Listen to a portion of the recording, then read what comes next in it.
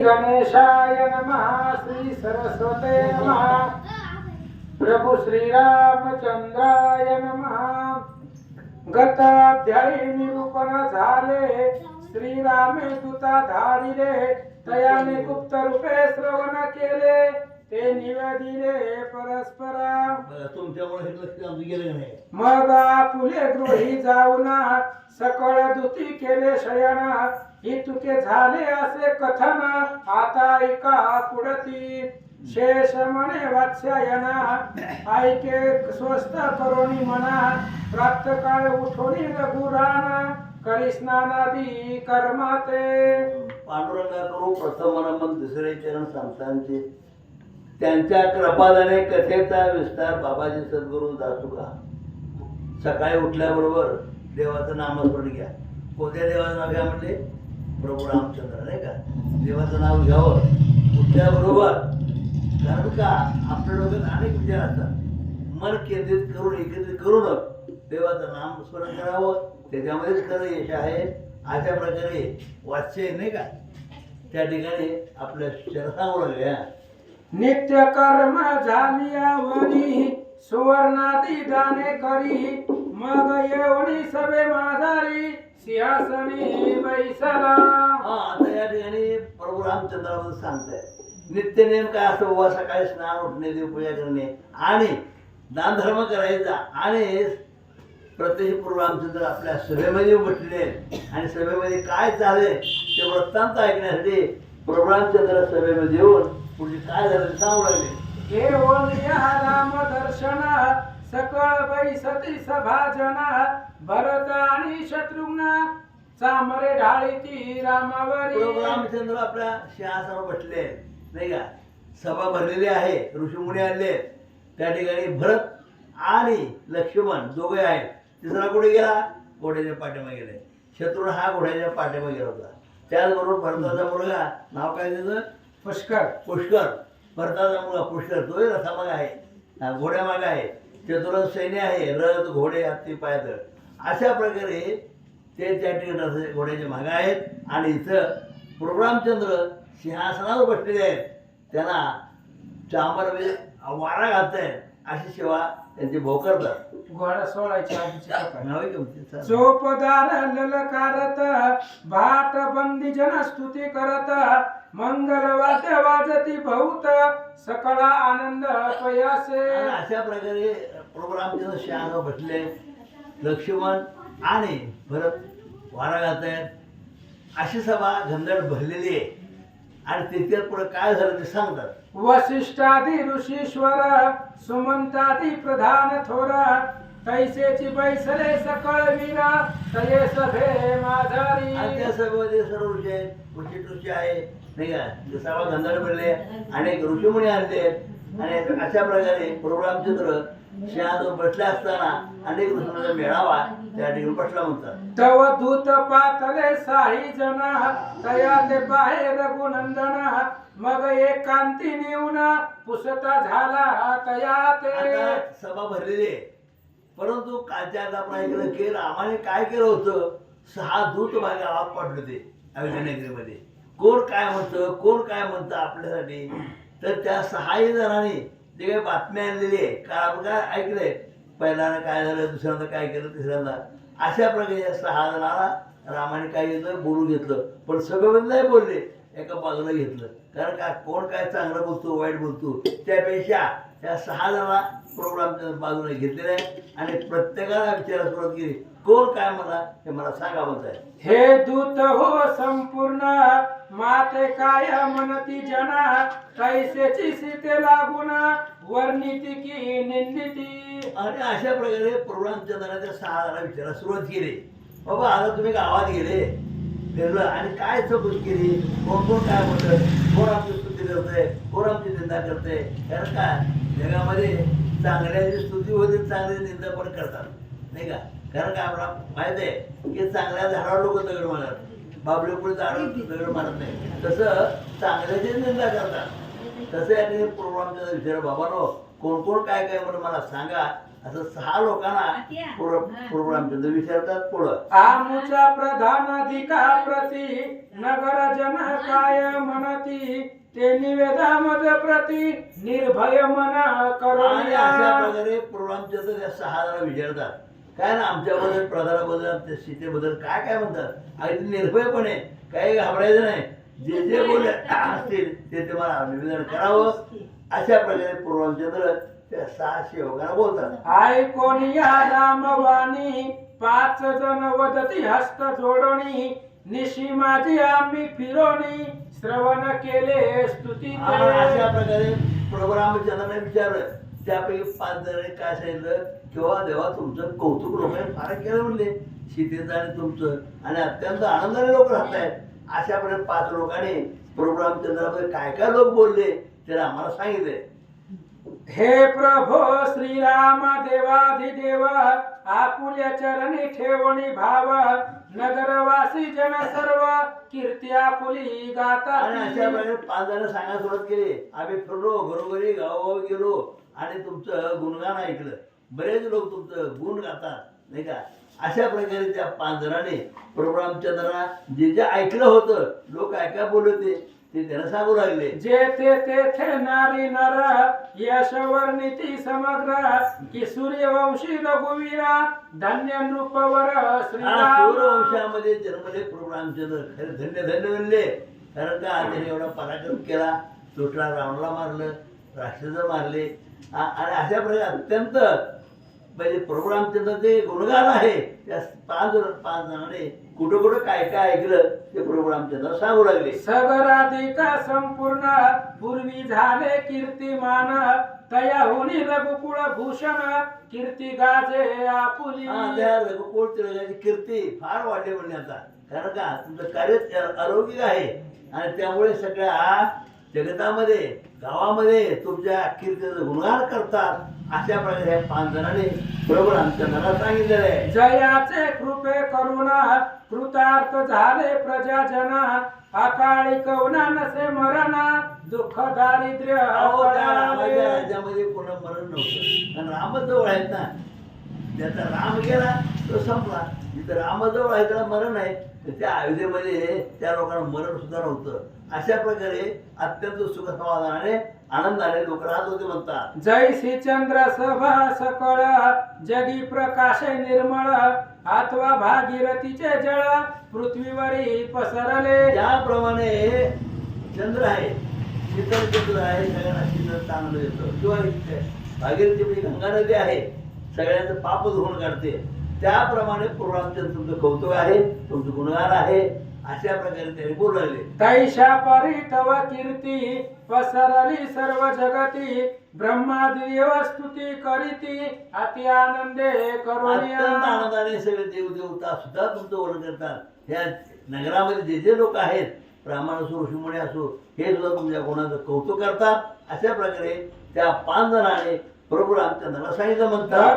घरी गुप्त राहून आम्ही सकळही केले श्रवण आपणावर नीती प्रजाजन वारंवार सर्वही. अहो आम्ही गेलो प्रत्येक घराजवळ गुप्तपणे गेलो नाही का कोणा न करता आणि लोक ऐकामध्ये ते ऐकलं. खरोखरच प्रत्येक जणांनी रामाचं जे काय कौतुक केलं ते सगळे त्या ठिकाणी आम्हाला सांगू लागले. आई सेवदती 5 दूत होऊन या आनंद भरित 6व्याकडे श्रीराम अवलोकित तव मुख म्लान दिसे. अशा प्रकारे 5 जणांचे कौतुक ऐकलं. 5 जणांनी जे ऐकलं ते प्रभू रामचंद्राला सांगितलं आणि रामाचे ऐकून घेतले. आता 6वा निवांत बसला चोरखाने करून नाही का. आणि मग रामाचं लक्ष 6व्याकडे गेलं. अरे म्हणजे तू निवांत बसला म्हणे काहीतरी बोल की म्हणले काय झालं तुझ्या मनात तू काय ऐकलं मला सांगावं असं 6व्याला प्रभू रामचंद्र विचारतात. राघव वदे तयाते सत्य वर्तमान सांग माते परिधैर्य न होय सांगावयाते रजके निंदिली ती आता तो गोष्ट. रजक होता. रजक म्हणजे परीठ होता जातीने परीठ कपडे धुणारा आणि त्याने खाली मानून घर बसला होता. आणि मग आम्हाला त्याला विचारलं अरे बाबा म्हणले त्या सगळ्यांनी सांगितलं म्हणजे तुझं काय म्हणणं आहे तुम्ही काय बोल की म्हणले परंतु तू काय बोलला नाही. पुढे काय बोलला ते ऐका. पुनरूपी वदे रघुनंदन जरी न वदसी सत्य वचन तरी शापीन तुझं लागून वदे आता अरे सत्वर. प्रभू रामचंद्राने विचारलं त्याला, अरे बाबा काय ते खरं सांग, एकतर घाबरू नको, भिवू नको, तुला काय कुठं धोका होणार नाही, काय नाही, सत्य जे सांग, नाही का. आणि खरं सांगितलं तर त्याचं काय तुला भेट काही कारण नाही का. आणि जर का तू सांगितलं नाही खरं तर तुला मी शाप देईल बरं का. म्हणून रामाने त्याच्याकडून खरी माहिती काढायला सुरुवात केलेली आहे. आईसे ऐकोनी क्रोधवाणी दूत बोले भय करोणी शब्द नये मुखातुनी कापे थरथर ते दवा. रामाने विचारलं काय ते खरं खरं सांग म्हणले, तू काय घाबरू नको, आणि जर का खरं सांगितलं तुला मी शाप देईल. तो थरथर कापायला घाबरला. काय जरी काय असलं तर रामाने धीर दिला ना सांगायचं, तरी पण तो घाबरला. अशा प्रकारच्या पाठाची अवस्था झाली म्हणतात. श्रीरामा आपुली कीर्ती रावण वधादी वर्णिती परिराक्षस गृही सीता सती राहिली मनोनी निंदा होया. आणि मग त्या पंडाला सांगायला सुरुवात केली, म्हणजे देवा म्हणे तुम्ही चांगलं कार्य केलं, म्हणजे रावणाला मारलं, राक्षस मारले खरं, परंतु लोक असं म्हणतात, पर्यटन म्हणतात लोक म्हणतात, काय म्हणजे लोक, अहो म्हणजे सीता म्हणजे त्या राक्षसा म्हणजे रावणाच्या कैदेमध्ये 6 महिने होते म्हणले. आणि अशा प्रकारे सीतेबद्दल लोक बोलतात, असं पर्यटन बोलतो. काल मध्यरात्रीच्या समयी रजक गृही गेलो पाही तयाची स्त्री परगृही राहिली होती एक दिन. आणि त्या दिवशी सांगायला की त्या पर्टाची बायको एक दिवस आपल्या माहेरला गेली होती म्हणले. आणि माहेरला गेल्यामुळं त्या ठिकाणी तू माहेरलाच का गेली, काय घेऊन राहिली, मी विचारपूस करू लागला, काय काय विचार आपल्या पत्नीला तो सेवक सांगू लागला. पुढं ती येता परतून क्रोध आला तया लागून रात्री ती जशी करी ताडना मने जाई गृहातून. आता जो 6वा जो सेवक होता त्याने जे पाहायला ऐकलं ते सांगायले म्हणे पर्टाने काय केलं म्हणजे आपल्या बायकोला बोलू देतं, तू इतके दिवस काढायला म्हणे तुला माहेरला, तू लवकर यायला पाहिजे होतं आणि उशीर केला म्हणून तू ताबडतोब परत जा, राहू नको येतं. आणखी काय काय बोललं ते पुढच्या वेळी सांगतील. मग वदे तयाची जननी काताळीसी अपराधा वाचोणी निरापराधे मारिता जणी तुझसी मूर्ख म्हणतील. आणि अशा प्रकारे अपराध नसताना शिक्षा करणं लोक तुला मूर्ख म्हणतील, काही अपराध नाही आणि नसताना बोलणं हे वाईट आहे. आणि म्हणून त्या ठिकाणी त्या पर्टाबद्दल त्याचा शिवक काय सांगतो इथे गेला आम्हाला नाही. श्री गणेशाय नमः. श्री सीतारामचंद्राभ्याय नमः. मग वदे तयाची जननी काताळीसी अपराध वाचुनी नीर अपराध मारी तजनी तुझसी मूर्ख म्हणतील. कथेचं अनुसंधान इथपर्यंत कथा आलेले 6 नंबरचा दूत रामचंद्रांना सांगू लागला, रामा ती परीट जो रजक आहे ती आपल्या बायकोला मारत होता, ती एक दिवस माहेरी गेली होती, का गेली म्हणून तिला मारित होता. आणि त्याच्या आईने सांगितलं, बाबा लेकराला का मारायला, दुसऱ्याचं लेकरू आहे ते, तुझ्या घरी नांदायला आले, काय विनाकारण तिला मारायला लागला. आणि विनाकारण जर स्त्रीला मारत असतील तर बाकीची लोक तुला मूर्ख म्हणतील, असं ती आई त्या परिटाला रचकाला बोलू लागले. आणि होशील अन्यायी राम शिक्षा करील पाही ऐसे ऐकून लवलाही रजक वधे येते. आणि त्यांनी सांगितलं रजकाच्या आईनं का मारायला लागलं विनाकारण, आता अयोध्येचा राजा राम आहे आणि रामचंद्राला अन्याय सहन होत नाही, त्याच्यामुळे तू जर स्त्रीवरती अन्याय करत असेल तर राम तुला दंड करील, राम मारील, असं बोलल्यावर तो रजक काय बोलू लागला. काय वद सीमाते मी कैसी ठेवू येते परग्रही राहिल्या सीते परग्रही राहिल्या स्त्री ते कोण ग्रही रक्षील. आणि त्या रजकाने सांगितलं मी कसं ठेवू हिला, ही माहेरला गेली न विचारता गेली, दुसऱ्याच्या घरी राहिली, पुन्हा मग मी आपल्या घरामध्ये कसं घ्यायचं सांग. रावण ग्रही लंकेस सीता राहिली बहुत दिवस ते आणली ग्रहास तैसा राम मी नव्हे. आणि त्या रजकाने सांगितलं मी काय राम आहे का म्हणले. त्या रामानं त्याची बायको राक्षसाच्या गावामध्ये लंका नगरीमध्ये अशोकवनामध्ये ठेवली आणि 6 महिने होती, एक नाही आपली माझी बायको 1 दिवस गेली तरी मी घरात घेईन आहे. आणि 6 महिने त्यानं अशोकवनामध्ये ठेवली. मग पुन्हा रामानं ते अयोध्येमध्ये घेतली, घरामध्ये घेतली. तसा मी काय राम आहे का म्हणले, असं तो बोलू लागला. पुणा पुणा ऐसे वदोन स्त्रियसी करिताडन ते जसे आला क्रोध धरून की वधावे रजकासी. आणि रामा तो असणारा रजक पुन्हा पुन्हा पुन्हा तुमचं नाव घेऊन बोलत होता, तुम्हाला नावं ठेवत होता. मला राग आला होता, त्या रजकाला जाऊन मारावं असं मला वाटलं होतं, पण तुमची आज्ञा आठवले. आपुल्या आज्ञेचे स्मरण झाले म्हणून क्रोध आवरिले. परी म्हणा माझी दुःख वाटले ते न बोलवे माझे. रामा मला खूप दुःख झालं होतं, त्या रजकाला मारून टाकावं एवढा राग आला, पण तुमची आज्ञा होती कुणाला काही बोलायचं नाही, गपचूप जायचं आणि कोण काय बोलतं एवढं ऐकून घ्यायचं, म्हणून मी गप बसलो. असं तो दूत बोलू लागला. आता कराल आज्ञासी तरी मारून येतो तयासी. रजेक महापाप रासी असे शिक्षेसी पात्र तो. त्या दूताने सांगितलं, रामा आता जरी तुम्ही आज्ञा केली तर आताच्या आता जाऊन त्या रजकाला मारून येतो म्हणले. पापाचं ढिगारा त्याच्यापाशी आहे, पाप राशी आहे. रामाला नावं ठेवतो, रामाची निंदा करतो, त्यामुळं पाप त्याच्यापाशी साचलंय आणि मारण्याच्या योग्यतेचं झालाय असं दूत बोलू लागला. आता पुल्या येईल विचारा तैसे मजसी आज्ञा करा. ऐसे ऐकून रघुवीरा दुःख वाटले अपार. आणि रामचंद्राला त्या दूताने सांगितलं, रामा आता तुम्ही जशी आज्ञा म्हणसाल तशी, तुम्ही जर आज्ञा दिली तर आताच्या आता त्या रजकाला जाऊन मारून येतो. रामचंद्राने ऐकलं त्याचं बोलणं आणि स्वतःच्या मनाला दुःख वाटलं. दीर्घ श्वासोच्छ्वास टाकून राम पडला मूर्छा मान. ते पाहोने पवन घालती चार सकळीक. आणि अशा प्रकारचं एकांतामध्ये रामचंद्र होते, फक्त राम आणि 6 जण एवढीच रामचंद्राच्या जवळ होते. आणि त्या 6व्या व्यक्तीचं दूताचं बोलणं ऐकल्यावर रामचंद्राला मूर्छा आली आणि आसनावरती रामचंद्र आसनावरून खाली पडले, मूर्छित पडले. त्यावेळेस 6 जण धावले, रामाला वारा घालू लागले. सावध होऊन एक किंचित आज्ञा करी चार प्रत की भरता जागी त्वरित पाचारावे या स्थानी. आणि त्यावेळेस रामचंद्राने सावध झाले, त्यांनी वारा वगैरे घातला, पाणी शिंपडलं. 6 जणांनी राम सावध झाले आणि रामाने सांगितलं, भरताला बोलवा, कारण भरत युवराज आहे. राजा आणि युवराजा यांच्या आधिपत्याखाली राजकार्य पाहायचं असतं. त्याच्यामुळे त्याने सांगितलं, रामचंद्राने दूताला तुम्ही जावा आणि भरताला पाठवून द्या. आज्ञा ऐकून आचार भरताजवळी गेले सत्वर.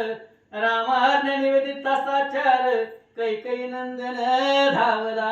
आणि ते दूत गेले, लगेच भरताच्या घरामध्ये गेले. भरताला सांगितलं, तुम्हाला रामानं आत्ताच्या आत्ता बोलवलंय. असं ऐकल्याबरोबर भरत आहे त्या अवस्थेत मध्ये रामाकडे धावले. राजद्वारी येऊन पुसले द्वार पाळगुनी रामास टिकवण्या स्थानी ते मद सत्वर धाविका. आणि भरत पळत पळत आला. राजद्वारामध्ये आल्याबरोबर द्वारपाळाला विचारलं, राम कुठं बसले सांगा. मग द्वारपाळे झड करी तैसी दाविला अयुध विहारी. पडलास भूमीवरी मूर्छा युक्त होऊनी. मग द्वारपाळाने दाखवलं रामचंद्राला. भरताने पाहिलं तर राम जमिनीवरती मूर्छा येऊन चक्कर येऊन पडलेले भरताने ऐसे पाहिले. पाहून या भरत व्रतांत पुसे दूत प्रत. कवण्या दुःख्य राम मूर्छित पडिले असते भूमीवरी. आणि अशा प्रकारे रामचंद्र मूर्छित पडल्याबरोबर तिथले असणाऱ्या सेवकाला विचारलं दूताला रामचंद्र भरताने. म्हणले, रामाला काय झालं, कशामुळे मूर्छित पडले. ऐकून या तयाचे वचन दूती कथिले वर्तमान. ते ऐकून कैकई नंदन बोले राघवासी ते काळी. आणि त्या भरतजींनी विचारलं दूताला, म्हणले काय झालं रामाला, चक्कर येऊन कस काय पडले, एवढे दुःख रामाला काय झालं, कशामुळे झालं. त्या दूतांनी सांगितलं की बाबा ही 6 जण आली होती, असं असं त्यांनी सांगितलं म्हणून मूर्छित पडले. मग ते ऐकल्यानंतर भरतजी रामाला काय म्हणतात. श्रीरामा राजीव नेत्रा सुहास्य वदना कोमल गात्रा.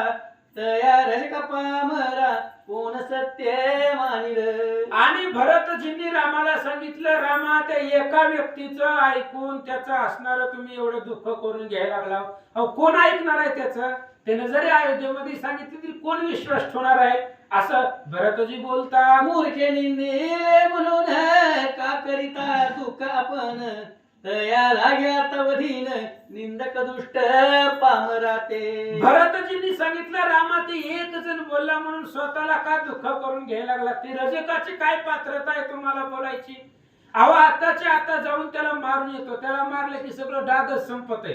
रामाची अपराध निंदा केली म्हणजे पाप आहे त्याच्यापाशी, म्हणून मारून येतो. आईचे बोलोन या वचन क्रोधे आरक्त केले नयन, तव वदती रघुनंदन भरता लागी सत्वरी. भरतजीला राग आला, आताच्या आता जाऊन त्या रजकाला मारून येतो म्हणून लाल भडक डोळे भरतजींनी केले. रामचंद्र थोडेसे सावध झाले आणि भरताला काय म्हणतात? अरे तयाचा नव्हे अपराध, बदले आपुले प्रारब्ध, रजकाचा करणे वध, हे योग्य नसे आपणा. रामचंद्राने भरताला सांगितलं, भरता त्या रजकाला मारून काय फायदा आहे? तर त्याचा अपराध नाही, ती बोललाय असू दे, आता ती बोललाय त्याला मारून पुन्हा दुसरा अयोध्येमधलं कोण बोलल? मग त्याला बी मारायचं का? सगळ्याला मारीतच सुटायचं का? आपलं प्रारब्ध आहे, आपलं प्रारब्धच आपल्याला दुःख भोगवत आहे. रामचंद्र सांगतात, सूर्यवंशा माझी देख, कौननाचे अपकीर्ती कलंक, तू घ्यावा यामीच एक, उत्पन्न झालो त्या वंशी. भरता सूर्यवंशामध्ये अफाट राजे होऊन गेले आणि ते रुक्मांगद एकादशीसाठी पोराचं मुंडकं उडवलं. शिबिराजा पक्षासाठी मांस शरीराचं अर्पण केलं. असे राजे होऊन गेले सत्व संपन्न, आणि कोणत्याही राजाला कसलाही डाग नाही.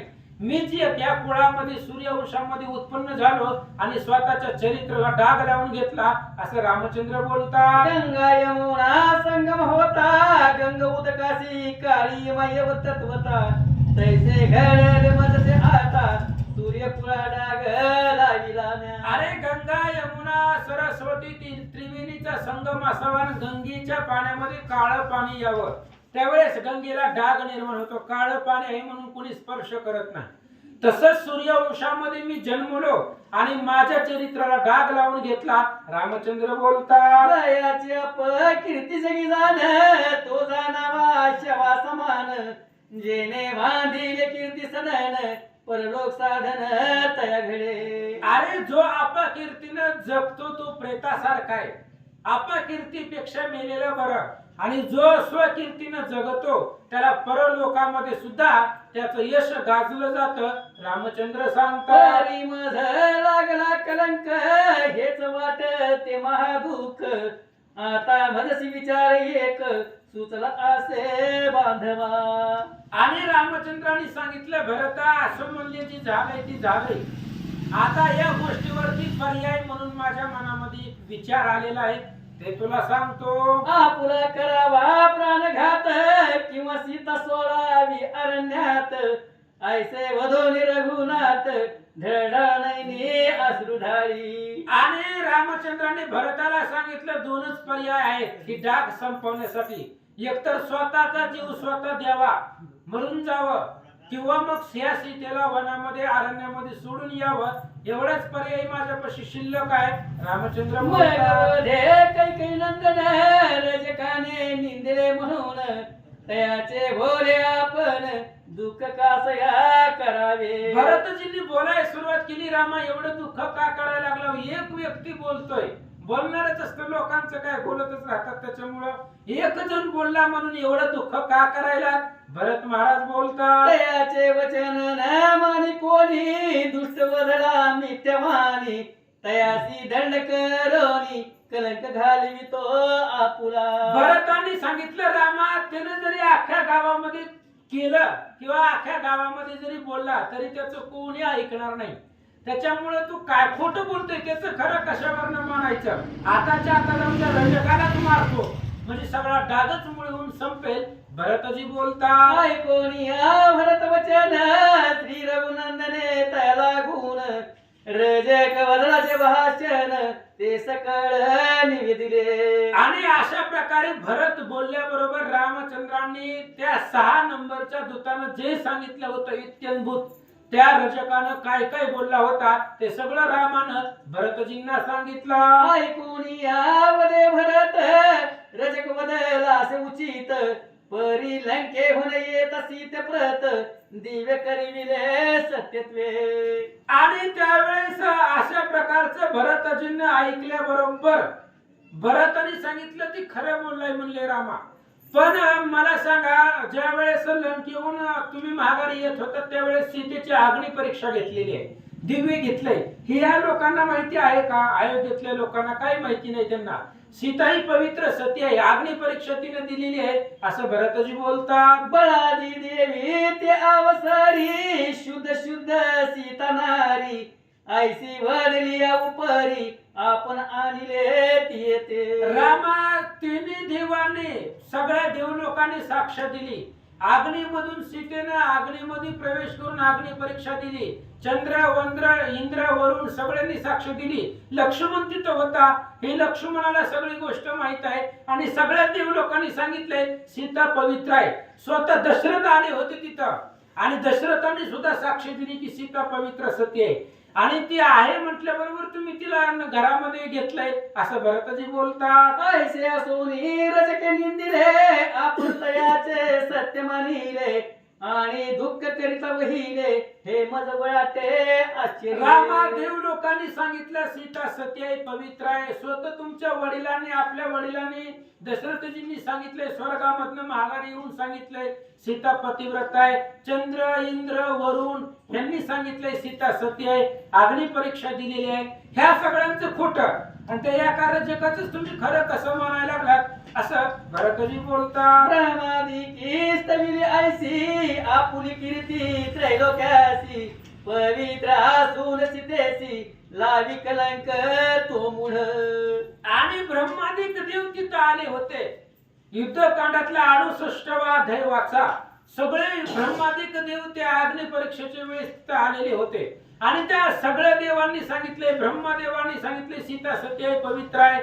त्या ब्रह्मदेवानं तुमच्या कीर्तीचं वर्णन केलं म्हणून तुम्ही सीतेला आणलं आणि कोणी मूर्ख असणारा रजक एकटा बोलायला त्याचं काय मनावर घरात धरायला असं भरतजी बोलतात. सीता शुद्ध असे सर्वथा दुःख सांडी रघुनाथा भाग्य करून तत्वता गर्भिणी असे सती ते. आणि रामा सीता शुद्ध आहे, सती आहे, त्यामुळं जी काय दुःख आहे ते दुःख सोडून द्या. आता तर ती गर्भिणी आहे, तिच्या पोटामध्ये असणारं बाळ वाढत आहे असं भरतजी बोलतात. तरी ती जसं वर्तमान सुखे राज्य करा आपण देह त्यागाचे दुचित वचन न बोले की सर्वथा. म्हणून रामा आता सीता सती आहे, गर्भवती आहे, तिच्या बरोबर संसार करा, अयोध्येचं राज्य करा.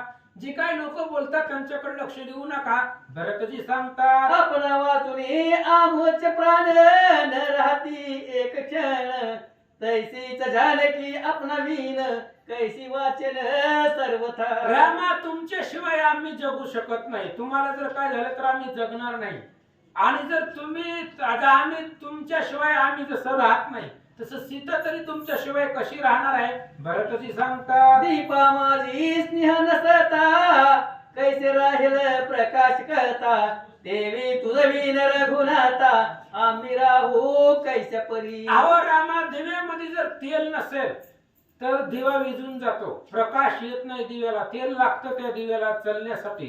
तसं राम तुम्ही म्हणजे आमचा आत्मा आहे आणि तुम्ही जर सोडून गेलात तुम्हाला काय झालं तर आम्ही कसं जगणार भरतजी बोलतात. नदी शुष्क होय जरी मत्स्य वाचतील कैसा परी माता मरत बाळकावरी कोण ममता करील. अहो नदी शुष्क, नदी जर आटून गेली तर मास कसं जगतात? पाण्याशिवाय मास जगत नाहीत. आई जर मेली तर आईच्या लेकरावरती आईचं प्रेम कोण देणार आहे सांगा रामा. तू आमचे जाता जीवन कैसे वाचतील प्राण रजके निंदिले म्हणून आयुष्य कोणी करील की. रामा तुम्हाला जर काही झालं तर आम्ही कसं जगणार आहे? तुमच्याशिवाय आम्ही जगू शकत नाही. अहो एका जणानं नावं ठेवली म्हणून असं कोण करतं भरतजी बोलतात. आता आपण जानकी सहित सुखे चालवावे राजा प्रत मणी धरी रवित अर्थ तो सोडून देई जे. रामचंद्र तुम्ही असणारा सीतेसहित आनंदानं राज्य करा, सुखानं आनंद उपभोगा, त्या रजकाचं काही मनावर धरू नका. भरतजी बोलतात, ऐशा ऐकून या वचन भरतासी वदे रघुनंदन, तू वदलासी उचित भाषण, तेने समाधान मज झाले. भरतजीचं बोलणं ऐकलं रामचंद्राने सांगितलं, भरता तुझं बोलणं ऐकून आनंद वाटला. सीता आली अग्नीतून, ती शुद्ध असे सत्य जाण, दैवाधिक केले स्तवन, तिज रागी शुद्ध म्हणून. भरतजी तुम्ही बोलता ते अगदी खरं आहे. सीता अग्नीतून आलेली आहे आणि जर सीतेकडे पाप असतं तर अग्नीनं जाळून भस्म केलं असतं, पण अग्नीनं सांगितलं त्यावेळेस सीतेला स्पर्श माझा झाला, माझं पाप संपलं. हे अग्नीचं वक्तव्य आहे. अग्नीनं सांगितलं जे काय माझं पाप होतं, सीतेचा स्पर्श झाल्याबरोबर माझं पाप संपलं. एवढी पतिव्रता पवित्र सती आहे आणि ती सीतेची साक्ष देव लोकांना दिलेली आहे. रामचंद्र बोलतात, परी लोक अपवादा कारणे मजसी, त्यागणे असे सीतेसी, ऐके माझी वचनासी, बंधुराया तुझ्यान. म्हणून भरता ऐक म्हणले. आता लोकांचा अपवाद आहे. आज एक जण बोलाले, उद्या दुसरं बोलल, पुन्हा तिसरं बोलल. ह्या लोक अपवाद हरवण्यासाठी मला सीतेचा त्याग करावाच लागेल. रामचंद्र सांगतात, आता खळग घेऊन अथवा सीतेसी अरण्याप्रती सोडी नेहून,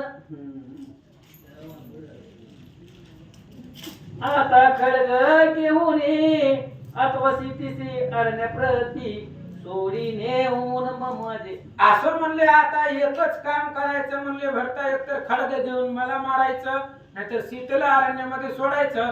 दोन्ही पैकी कोणचं बी तुला जमल ती कर. या दोहोतनी उचित दिसील ते करी, ते अवश्य करी. आता हा, वाचा पुढे. ऐशा ऐकता राम वचन, भरत होऊन मूर्छायमान, भूमीवरी पावला पतन, दुःखित मनी होऊन. अशा प्रकारे रामचंद्राचं कठोर बोलणं ऐकलं भरताला चक्कर आली, जमिनीवरती मूर्छित पडला. नेत्री चालल्या अश्रुधारा, अंग कापे थर थरा, वाटे आणि सुख सागरा, वळवानळे ग्रासिले.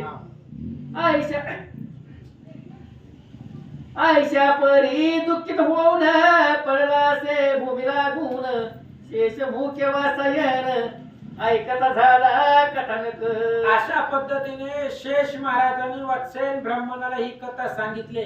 रामचंद्राचं बोलणं ऐकलं आणि भरत मूर्छित पडलेला आहे. इथपर्यंत कथा महाराजांनी सांगितले. पुढील ध्यायी वाचायन, शेष लागी करतील प्रश्न, तयाचे केले समाधान, ती कथा असे बहुगोड. आता पुढच्या अध्यायामध्ये ही सगळी कथा ऐकून वत्सेन ब्राह्मणाच्या मनामध्ये अजून प्रश्न येणार आहे. मग ते प्रश्न विचारतील शेष महाराजांना आणि शेष महाराज त्या प्रश्नाचं उत्तर देतील. ती कथा गोड आहे. तरी श्रोते धरून आवडी, कथा रासाची घ्यावी गोडी, तेने पात किता तळी, पळतील दश दिशा, दत्तदास वदे सकळा, ऐकत राघवाची लीळा, भव जागी तरुण प्रेमळा, भेटी होईल रामाची. इथे श्री पद्मपुराण पाताल खंडे ते समासायन समाधे राम अश्वमेधे शतपंचशतमध्याय. श्री सीतारामचंद्र तु शुभम कुंडली कवरधारी विठ्ठल श्री ज्ञानदेव तुकाराम, पंढरीनाथ भगवान की